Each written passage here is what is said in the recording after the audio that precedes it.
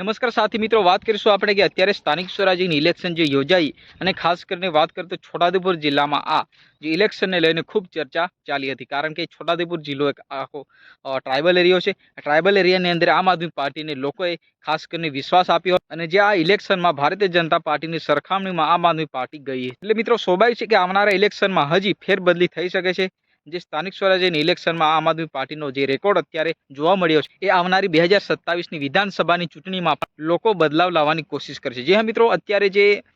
છોટાઉદેપુર જિલ્લામાં જે ઇલેક્શનમાં હારથી નારાજ થઈને ભારતીય જનતા પાર્ટીના કેટલાક ઉમેદવારો જે ચૂંટણીનો વેર રાખીને જે અત્યારે આમ આદમી પાર્ટીના નેતા ઉપર હુમલો કરવાની કોશિશ કરી છે અને ક્યાંક ને ક્યાંક એમને ઘણી ગંભીર ઇજાઓ પણ પહોંચાડી. જી હા મિત્રો, જે આમ આદમી પાર્ટીના પ્રમુખ એમના ઉપર હુમલો કરવામાં આવ્યો છે અને ક્યાંક ને ક્યાંક જે ભારતીય જનતા પાર્ટીના નેતાઓ ચૂંટણી બાબતે વેર રાખે હોય એ પ્રકારની અત્યારે સ્થિતિ જોવા મળી રહી. જી હા મિત્રો, માહિતી મળી રહી છે કે ભાઈ છોટાઉદેપુર જિલ્લાના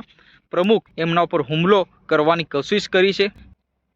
જે મીટિંગ માટે આમ આદમી પાર્ટીના પ્રમુખ છે એ છોટાઉદેપુર જિલ્લામાં જતા હતા ત્યારે ભારતીય જનતા પાર્ટીના જે કેટલાક કાર્યકર્તા, આપણે તો નામ નથી લેતા, પરંતુ કાર્યકર્તા દ્વારા અહીંયા હુમલો કરવામાં આવ્યો એ પ્રકારની અહીંયા સ્થિતિ યોજાઈ અને કહેવામાં આવી રહ્યું છે કે ભાઈ આગળ પાછળ જે ગાડી દોડાવવામાં આવી હતી અને ભારતીય જનતા પાર્ટીના જે કાર્યકર્તાઓ દ્વારા આ પ્રમુખ ઉપર હુમલો કરવાની કોશિશ કરવામાં આવી છે. જે રીતના વિડીયો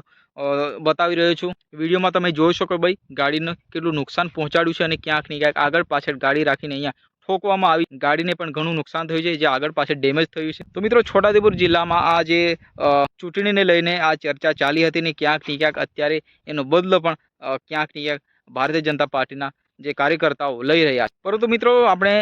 સમજવા જઈએ તો આ પ્રકારની સ્થિતિ ન થવા જોઈએ, કારણ કે લોકો અને જનતા જે પણ પાર્ટી ઉપર જે વિશ્વાસ રાખીને વોટ આપ્યો હતો અને ખાસ કરીને છોટાઉદેપુર જિલ્લામાં આમ આદમી પાર્ટી જે આ વખતે સ્થાનિક સ્વરાજ્યની ઇલેક્શનમાં સીટો જે મેળવવાની કોશિશ કરી છે ને ક્યાંક ને ક્યાંક લોકો દ્વારા બદલાવ લાવવાની અહીંયા જે